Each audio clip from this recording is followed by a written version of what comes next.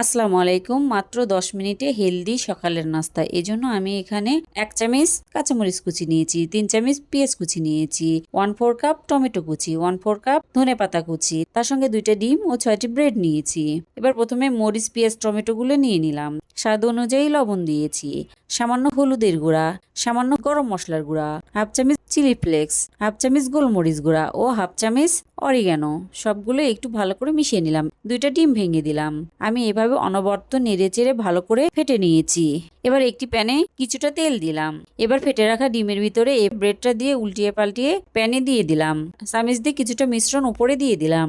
আমি এইভাবে আরো একটা দিয়ে দিয়েছি। এবার এগুলো উল্টিয়ে পাল্টিয়ে লাল করে ভেজে নিলাম।